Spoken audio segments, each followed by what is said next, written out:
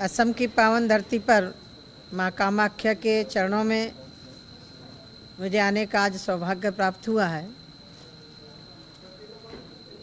ग्रामीण विकास मंत्रालय, उपभोक्ता खाद्य एवं सार्वजनिक वितरण मंत्रालय की तरफ से, भारत सरकार की तरफ से आप सभी पत्रकार बंधुओं का मैं स्वागत करती हूँ।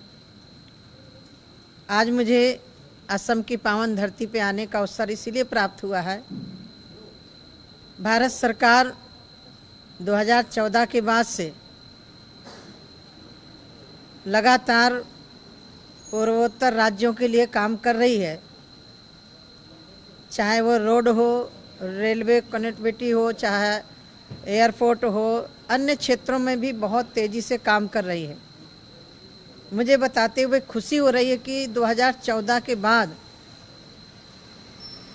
पूर्वोत्तर के राज्यों का विकास हो, इसको ध्यान में रखते हुए एक मंत्रालय भी अलग से गठित कर दिया, क्योंकि कहीं ना कहीं पूर्वोत्तर के जो राज्य हैं ये राज्य उपेक्षित रहते रहे हैं।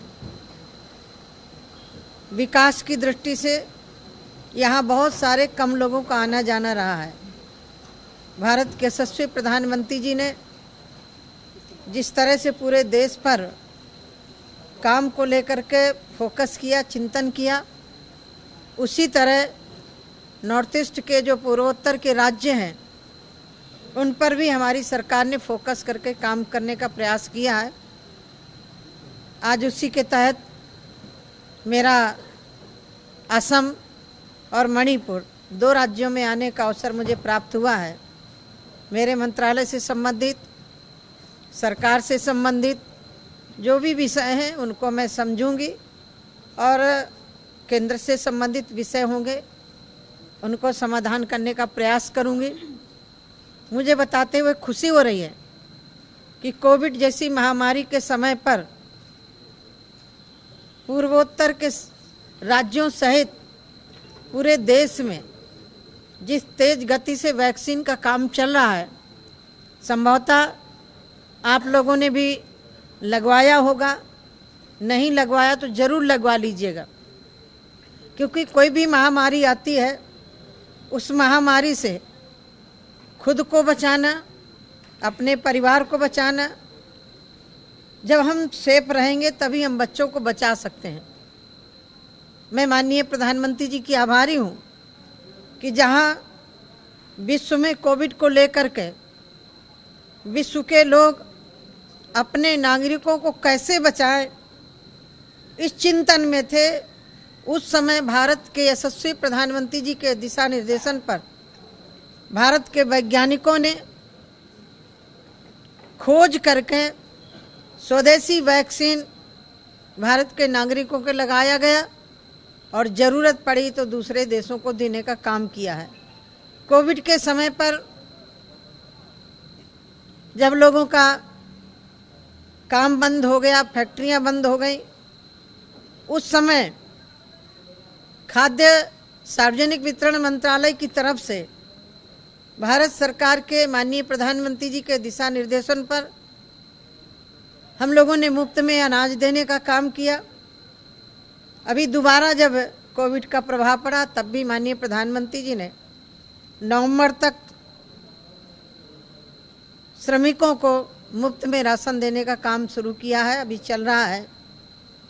मेरा मानना ये है कि कोई भी देश विकसित होता है उसमें सारे नागरिकों की भूमिका होती है, वो चाहे पश्चिम का व्यक्ति हो, पश्चिम के राज्य हो, दक्षिण के राज्य हो या पूर्वांचल के राज्य हो, सारे राज्य मिलकर के देश को विकास के रास्ते पर ले जाते हैं। मैं आज इतना ही आप सबसे अनुरोध करूंगी, आपका कोई खुद का विषय हो तो आप पूछ सकते हैं। नहीं, मैं इस पर जानकारी अभी करूंगी, बैठूंगी। और दूसरा विषय है कि अभी दिक्कत यहाँ इसलिए आ रही है क्योंकि 1 नेशन 1 राशन कार्ड जो पूरे देश में लागू हुआ है, अभी असम में लागू नहीं, उसका डेटा चल रहा है, दुकानों में मशीनें रखी जा रहे हैं।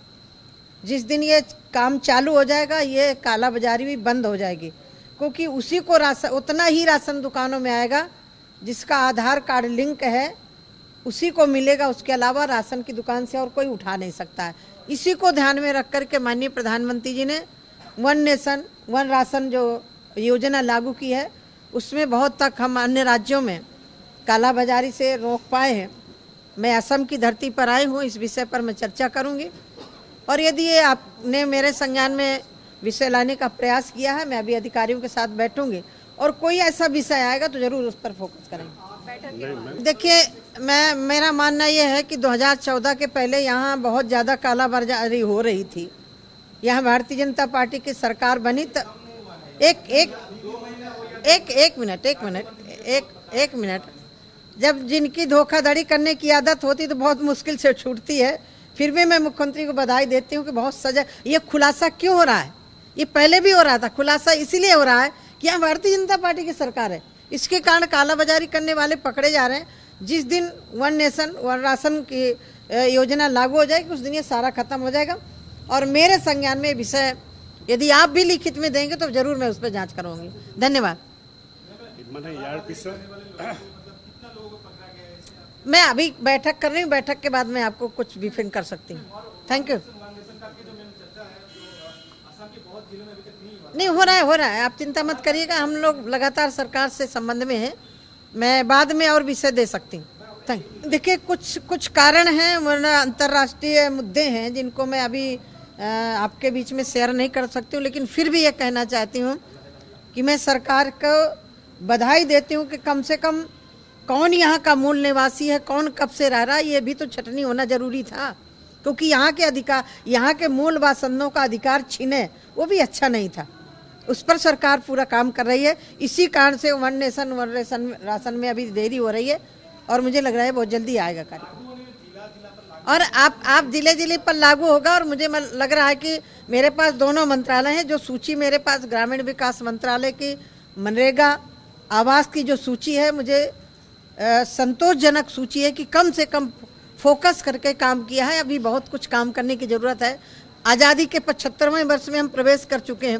2014 में आके भारतीय जनता पार्टी की सरकार बनी असम में, तो समा थोड़ा व्यवस्थित करने में टाइम तो लगेगा। फिर भी आप लोग बहुत बहुत बधाई के पात्र हैं कि आपने पुनः सरकार बना करके एक ऐसे व्यक्ति के हाथ में बागडोर दी है और मुझे उम्मीद है कि हम लोग असम को भी साफ सुथरा करेंगे। बहुत बहुत धन्यवाद।